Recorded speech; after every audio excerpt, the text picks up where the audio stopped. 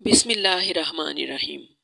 ناظرین، آج کی اس ویڈیو میں ہم حضرت امام موسیٰ کاظم علیہ السلام سے ایک راہب کے سوال اور پھر وہ کس طرح مسلمان ہوا یہ بیان کریں گے۔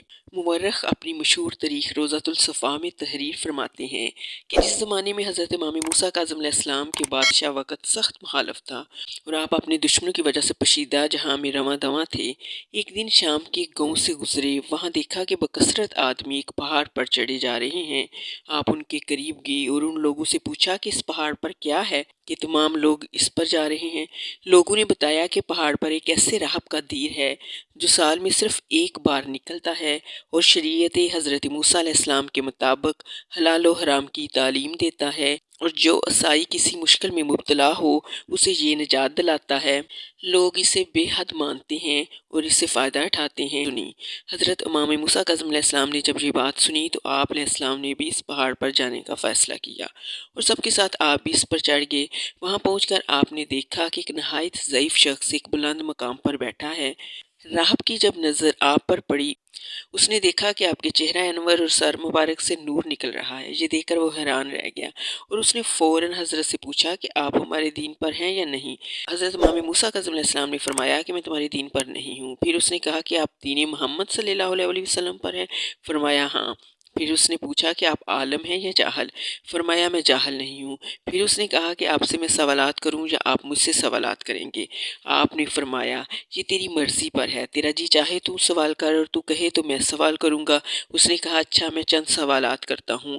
حضرت نے فرمایا جو چاہے پوچھ۔ اس نے کہا اچھا بتائیے۔ راہب کا پہلا سوال یہ تھا۔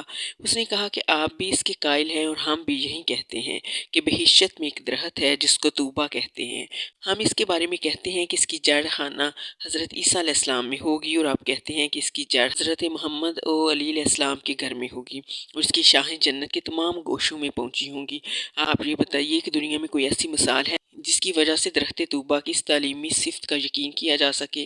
حضرت امام موسیٰ کاظم علیہ السلام نے اس کے جواب میں ارشاد فرمایا کہ اس کی مثال آفتاب ہے۔ وہ جب وسط سمائے پہنچتا ہے تو اس کا نور دنیا ارض کے ہر گوشے پر پہنچ جاتا ہے۔ راہب نے کہا آپ نے ٹھیک کہا ہے اور میں نے کہ اچھے موتی پروئے ہیں۔ راہب کا دوسرا سوال۔ حضرت امام موسیٰ کاظم علیہ السلام سے کہا کہ فرمائیے ہمارا اور آپ کا اس پر اتفاق ہے کہ اہل جنت بہشت میں کچھ کھائیں گے اور پئیں گے، اس میں کمی نہ ہوگی، یعنی وہ جس چیز سے کھاتے اور پیتے رہیں گے اس میں کمی نہ ہوگی، وہ کھا پی لیں گے اور وہ چیز جیسی کی تیسی رہے گی۔ آپ اس کی دنیا میں کوئی مثال دیجئے۔ امام علیہ السلام نے فرمایا اس کی مثال دنیا میں کتاب ہدا کی ہے۔ یہ ایسی اعجازی کتاب ہے کہ دنیا کے مفسرین اور اہل علم اس کی تاویلات کرتے ہیں اور اس کے بے شمار معنی نکالتے ہیں اور اس کی گہرائی میں اپنے علم کے مطابق جانتے ہیں اور ہر جگہ مختلف انداز میں اس سے فائدہ اٹھاتے ہیں، لیکن یہ اپنی جگہ پر بدستور ہے، اس میں کمی واقع نہیں ہوئی۔ راہب نے کہا درست ہے۔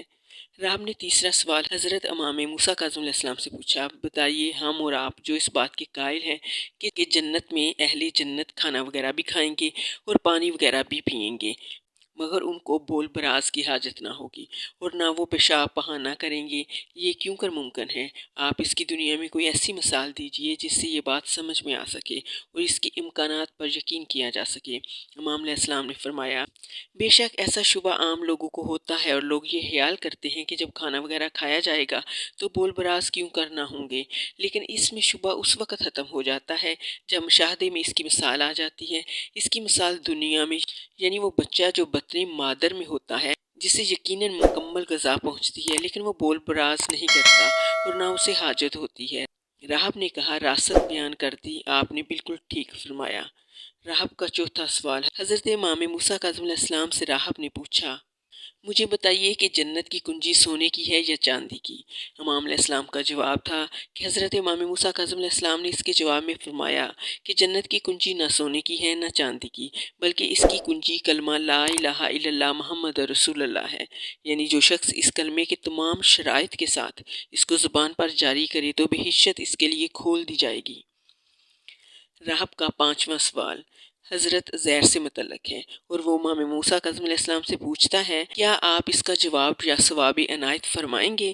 حضرت امام موسیٰ کاظم علیہ السلام نے فرمایا بے شک سوال کرو، میں انشاءاللہ بالکل صحیح اور واضح جواب دوں گا، لیکن اس کے ساتھ ساتھ میں یہ بھی کہنا چاہتا ہوں جس طرح تم نے جملہ سوالات کر کے اس کے جواب کو پسند کیا اور اس سے مطمئن ہو گئے، تو کیا اگر میں اس سوال کا جواب تسلی بخش دے دوں تو تم میرے دین کو قبول کر کے اس میں آ جاؤ گے؟ اس نے کہا ہاں آ جاؤں گا۔ پھر اس عہد و پیمان کے بعد اس نے سوال کیا، سوال یہ ہے وہ دو بھائی کون سے ہیں کہ ایک ہی شب میں بطن مادر سے پیدا ہوئے اور ایک ہی دن دونوں نے ساتھ ہی وفات پائی، لیکن مرنے کے وقت ایک کی عمر 200 سال کی تھی اور دوسرے کی عمر 100 سال کی تھی؟ امام علیہ السلام کا جواب یہ تھا۔ حضرت امام موسیٰ کاظم علیہ السلام نے اس کے جواب میں فرمایا کہ ایک شخص شریحیہ نامی تھا اور اس کے 2 بیٹے تھے، ایک کا نام عزیر علیہ السلام تھا جو نبی تھی اور دوسرے کا نام عزر۔